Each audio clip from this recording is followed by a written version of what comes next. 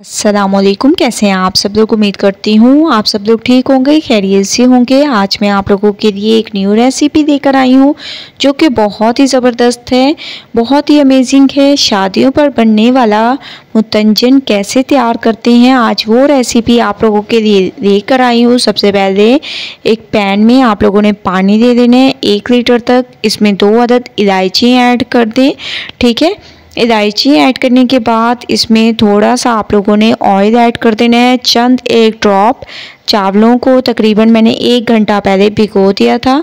जैसे ही आप लोग देखें कि पानी में बॉयल आना शुरू हो चुका है तो इसमें चावलों को आप लोगों ने डाल देना है।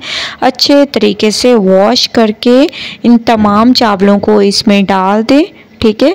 ये बहुत ही स्पेशल रेसिपी है, आप लोग इसको ईद दावत पर भी बना सकते हैं क्योंकि ये इतनी अमेजिंग रेसिपी है। जो भी इसको ट्राई करेगा तो इंशाल्लाह उसको बहुत ज़्यादा पसंद आएगी।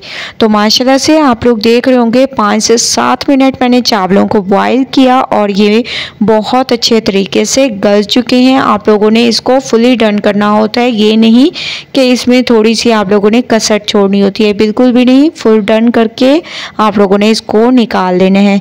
तो चावलों को मैंने निकाल लिया। अब मैं उसी पैन में ऑयल दे दिया, इसमें 3 अदद इलायची ऐड कर दी।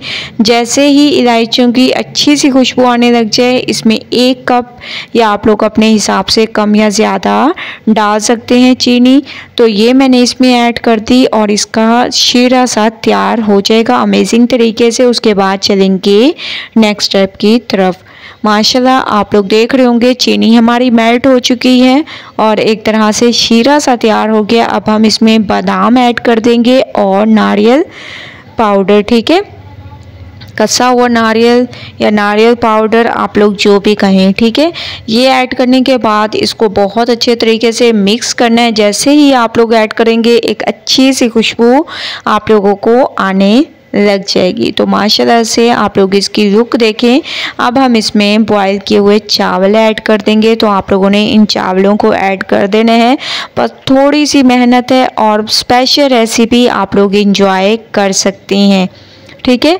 ये ऐड करने के बाद आप लोगों ने बहुत अच्छे तरीके से इसको पहले मिक्स कर देना है। उसके बाद स्टेप बाय स्टेप देखते जाएं ताकि इस रेसिपी से आप लोगों को ही फ़ायदा हो सके। इसके बाद इसमें आप लोग अपनी मर्ज़ी से गुलाब जामुन, रसगुल्ले जो भी आप लोगों को पसंद हो वो आप लोग ऐड कर सकते हैं। इसके अलावा थोड़ा सा मैं इसमें खोया भी ऐड कर दूँगी, ये ऐड कर दें, ठीक है। इसके अलावा मज़ीद अगर आप लोगों को मिठाई में कोई भी मीठी चीज़ ऐड करनी हो वो भी कर सकते हैं। मज़ीद ड्राई फ्रूट्स ऐड कर सकते हैं जो आप लोगों को पसंद हो, ठीक है।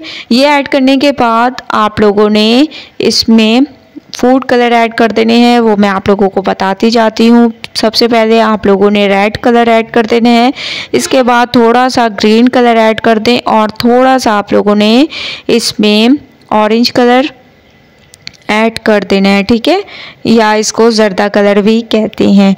ये ऐड करने के बाद इसको दम पर रख देंगे 10 मिनट के लिए। मैंने इसको लो फ्लेम पे दम पे रख दिया था और माशाल्लाह अब आप लोग इसकी लुक देखें कितनी अमेजिंग, कितने स्पेशल तरीके से हमारी ये रेसिपी तैयार हुई है, ठीक है। शादियों पर आप लोग जब भी जाते होंगे तो ये रेसिपी आप लोग इंजॉय ज़रूर करते होंगे। तो एक बार आप लोग घर में तो ट्राई करके देखें, इंशाल्लाह आप लोगों को ये रेसिपी बहुत ही ज़बरदस्त लगेगी। तो माशाल्लाह से चम्मच के ज़रिए मैंने इसको अच्छे तरीके से मिक्स कर दिया। तो चलते हैं अब फाइनल लुक की तरफ। फाइनल लुक आ चुकी है, माशाल्लाह से हमारी रेसिपी बिल्कुल तैयार हो चुकी है एक अमेजिंग तरीके से। आप लोगों ने एक बार इस रेसिपी को ज़रूर ट्राई करना है, मुझे अपना फीडबैक ज़रूर देना है। अगर आप लोगों को रेसिपी पसंद आए लाइक करें, ज़्यादा से ज़्यादा शेयर करें। इंशाल्लाह कल न्यू रेसिपी के साथ हाजिर होंगी, तब तक के लिए अल्लाह हाफिज़।